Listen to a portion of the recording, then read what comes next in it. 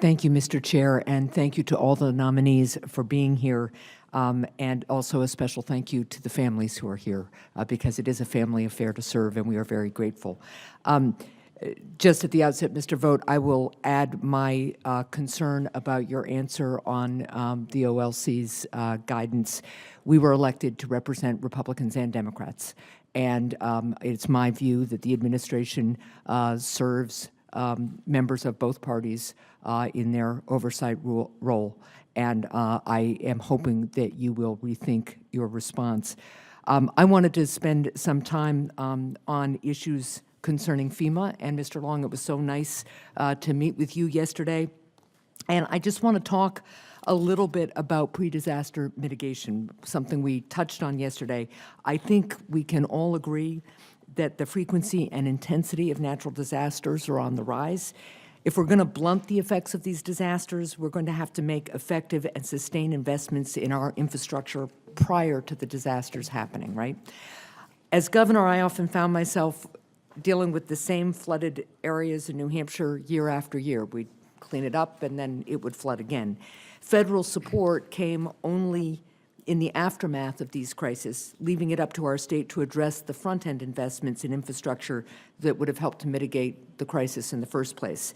So consequently, we took steps to launch a hazard mitigation initiative in New Hampshire that would help us to inventory our most at-risk locations during natural disasters and help us to develop a way to target our limited resources more effectively. From my experience, our federal programs may not be properly incentivizing our states to make the necessary investments in our infrastructure that will help to mitigate the long-term consequences after these disasters.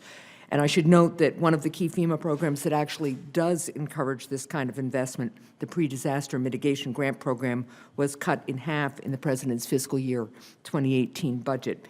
So, Mr. Long, can you talk to me about your approach to pre-disaster mitigation investments and whether you support a federal role for incentivizing these kinds of investments? Thank you, Senator. I believe that mitigation is the foundation of emergency management, or let's just say the cornerstone of emergency management. If we ultimately want to reduce cost in the future for disasters, we have to do more mitigation. I believe that mitigation is it's a community effort. It can't just be upon the federal government to supply funding to our state and local partners, tribal partners. We have to all take action as the whole community. From my own experience as a former director of Alabama Emergency Management Agency, I was director of a state that continuously seemed to be hit with disasters, and we had several disaster declarations. And for us, mitigation funding came in the form of post-disaster 404, 406 funding, as we call it in the field.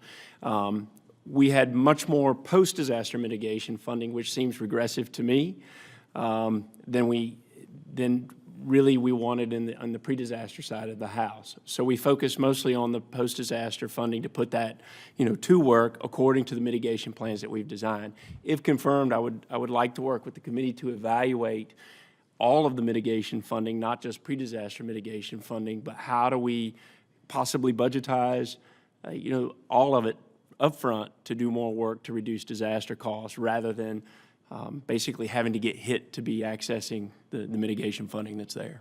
Great, thank you. We talked a little bit yesterday as well about employee morale at FEMA. In 2016, the Partnership for Public Service released the results of its annual Best Places to Work in the Federal Government Survey, and FEMA came in 284th out of 305 federal agencies.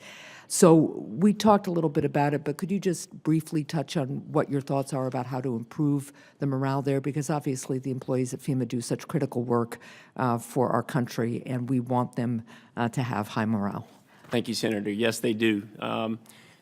First of all, with my own experience within FEMA, previously working for Region 4, and reflecting back on that experience, I believe that we have to be able to immediately, upon onboarding and hiring with staff, to make sure that they fully understand the mission of the agency, but where their job specifically fits in.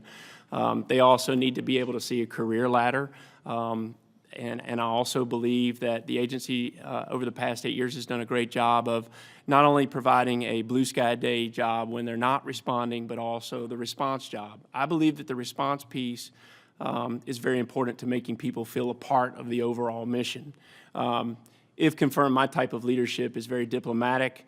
I like to get out, be out with the staff that's there to understand how we can open up lines of communication from all parts of the agency to make sure that, if confirmed, my team would be able to understand how to improve the agency from all parts of it.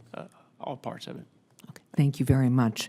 And Professor Rao, I enjoyed our conversation yesterday very much, and I appreciated you taking the time to meet with me, and I appreciated very much your answers to Senator Heidkamp's line of questioning, and particularly your affirmation of Executive Order 12866 as good precedent for OIRA.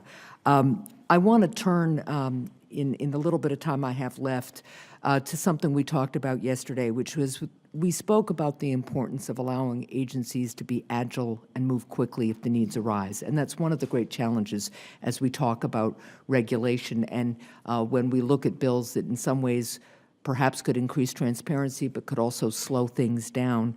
An example I think of is in terms of the ongoing opioid epidemic.